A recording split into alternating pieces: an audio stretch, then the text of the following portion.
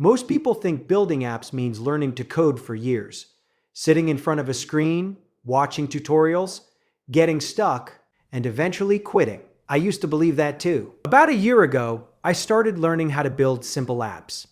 Not because I wanted to become a developer, but because I wanted to create solutions. At the beginning, I wasn't technical. I didn't have a computer science background. I just had ideas and a lot of confusion. But over time, I realized something important. Building apps today is no longer about writing complex code from scratch. It's about using the right tools in the right way. And that changed everything for me. Fast forward to now, I'm building custom apps for real clients and getting paid for it. Not SaaS. Not huge platforms, just simple, useful apps that solve real business problems. And the reason I'm making this video is simple. If you're a non-technical founder, a freelancer, a business owner, someone who wants to make money by building apps, and you've ever thought I have ideas, but I don't know how to code, I want you to know this. You're not behind. You're not late, and you don't need to become a developer. This is not about learning everything. This is about learning just enough to build solutions that matter. In this video, I'll show you how non-technical people can build full-stack apps, and how you can use this exact approach to create apps for yourself, or even sell them to businesses. If I could go from knowing nothing about app building to making money with it in a year, you can do it too. Now let me show you how. In this video, we will first talk about Cursor, which we'll use to build the front end, the part of app users actually see and interact. Then we'll move to Superbase, which will handle the back end, things like data, user logins and stored. And we will look at ChatGPT, which acts as our tech word, helping us troubleshoot, improve ideas, and stay unstuck. Let's talk about building the first part of the app, the front end. This is simply the part people can see and interact with. Button, pages, layouts, everything the user touches are in here. And this is where Cursor comes in. The easiest way to think about Cursor is this. It's a smart workspace that helps you turn ideas into app interface. Instead of starting from blank screen and figuring everything out yourself, you simply describe what you want. You might say something like, I want a simple dashboard with a sidebar, a main section, and a few cards showing data. And Cursor helps generate that structure for you. If something doesn't look right, you don't panic. You just say what you want, change, make this cleaner, move this to the left, and it helps you modify it. You are not memorizing anything. You are not writing everything from scratch. You are having a conversation with your own workspace. That's a big shift. Now, to be clear, there are other tools out there that can do similar things, but right now is one of the most powerful and available, especially for people who aren't technical. And the most important thing, I want behind the scenes. You don't need to know how the interface is built behind the scenes. Your job is to focus on what the app should look like. And now let's talk about the parts that usually scares people, the backend. When most people hear the word, they imagine complicated systems, servers, and things breaking for no reason. But in reality, the backend is very simple. It's where your data lives, it's where the users log in, and it's where the app decides what's allowed and what's not.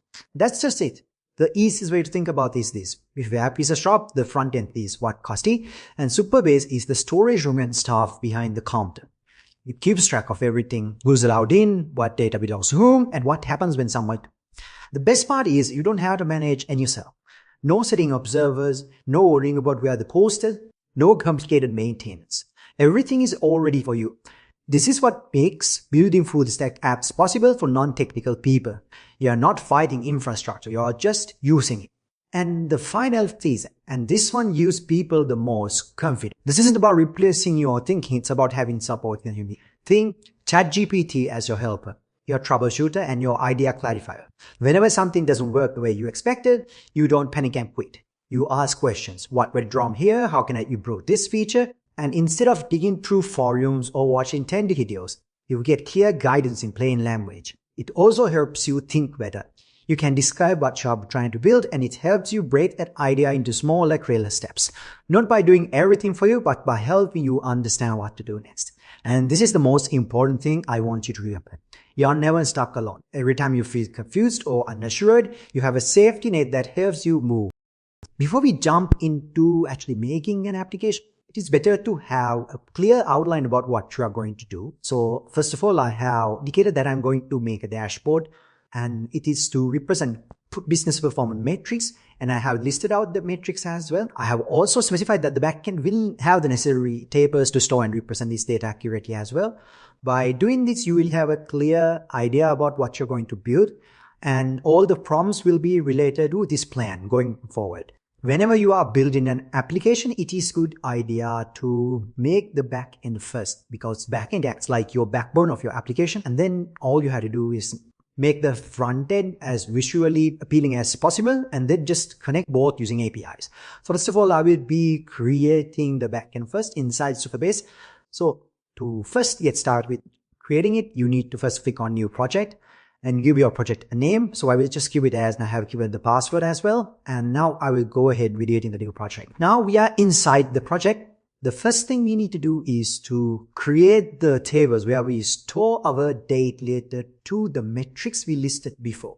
So the total sales, total revenue, and total items sold should be in a table. So to do this, either you can have 3 different tables or have all the data in one table. In this scenario, I will be storing all 3 data inside one table. Go ahead and create the table first. So to do that, you need to go into table editor and click on new table and give your table a name. So we will be storing all of these 3 metrics in 3 different columns.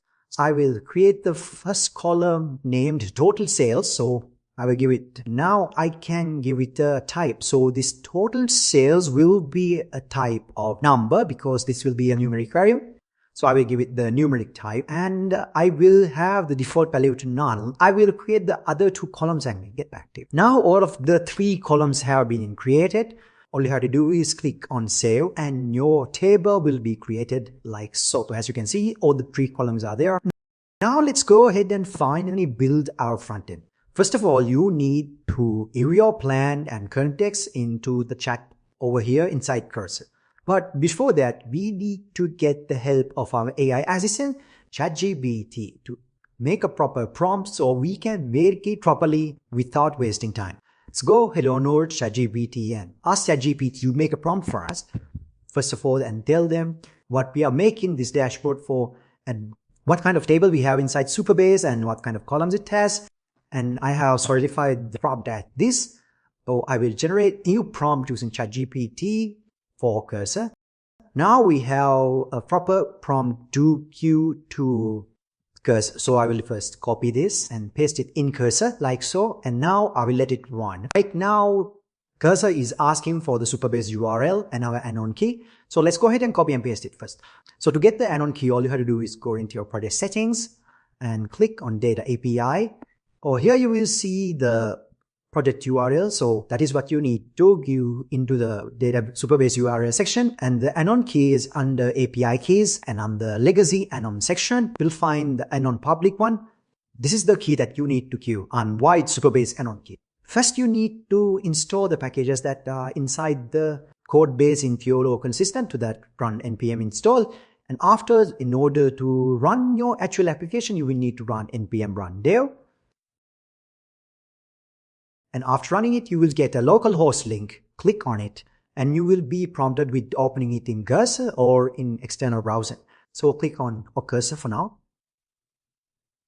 As you can see, the app is working for now. Since it is not populated, for now it's showing 0. Now I have gone ahead and populated the database table.